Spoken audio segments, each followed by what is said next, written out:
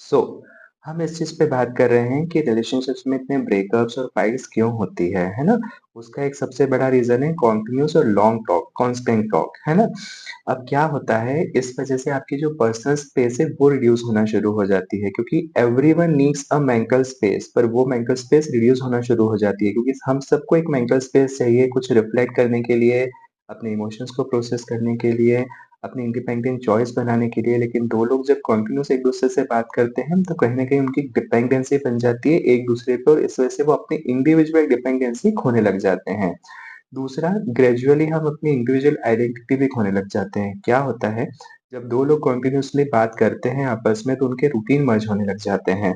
या तो आप अपना शेड्यूल एडजस्ट करोगे उसके हिसाब से या वो अपना शेड्यूल एडजस्ट करेगा आपके हिसाब से। तो ये प्रोसेस वाइस वर्सा चलेगी और इस वजह से क्या होता है आपकी जो इंडिविजुअल आइडेंटिटी है, आपका जो इंडिविजुअल रूटीन है, वो धीरे-धीरे सामने वाले के रूटीन के साथ मर्ज होने लग जाता है या फिर एडजस्ट होने लग जाता है।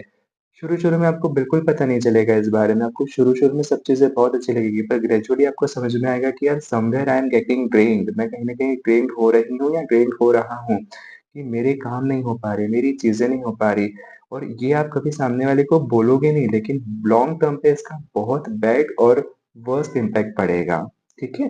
फिर क्या होता है, उनका रूटीन मर्ज होने के साथ-साथ उनके जो थॉट्स है, हम उनसे इन्फ्लुएंस होने लग जाते हैं। या तो ए बी को इन्फ्लुएंस करेगा या बी ए को इन्फ्लुएंस करेगा या दोनों ही किसी न किसी टॉपिक पे एक-दूसरे को इन्फ्लुएंस करेंगे। तो इंडिविजुअल आइडेंटिटी, इंडिविजुअल जो थॉट प्रोसेस है, खुद के विचार लेने की जो निर्णय लेने की क्षमता और विचार करने की क्षमता है, वो धीरे-धीरे खत्म होने लग जाती है, जब हम कंटीन्यूअस टॉक करते हैं किसी से तो। इंडिविजुअल आपकी हॉबीज़ है, आपका सेल्फ डेवलपमेंट है और जैसा कि मैंने कहा अगर आपके रूटीन पे असर पड़ेगा तो मैक्सिमम आपकी सारी चीज़ों पर असर पड़ेगा। शुरुआत में ये चीज़ कभी समझ में नहीं आएगी, अगर आप इसको सच में समझना चाहते हैं तो आप एक चीज़ करके देख सकते हैं, ये बहुत प्रैक्टिकली आप करके देख सकते हैं। आप लोहे का, पीतल का, स्टील का कोई भी आप बर्तन लीजिए, एक सेपरेट बर्तन अलग निकाल लीजिए, ये चीज़ करके देखना और उस बर्तन पे ना रोज़ थोड़ा-थोड़ा संसी से या किसी थोड़े से हेवी पत्थर से धीरे-धीरे रोज़ थोड़ा-थोड़ा ग्राइंड करना उसी जगह पे। आप 60 दिन तक, 90 दिन तक ये करो, आप 180 दिन तक मतलब 6 महीने तक ये करो और फिर आप देखो कि उसकी क्या हालत होती है। उसी जगह पे बहुत धीरे-धीरे ग्राइंड करना उसको, बहुत स्लोली ग्राइंड करना, ठीक है? फिर देखना कि उसकी क्या हालत होती है, ठीक है?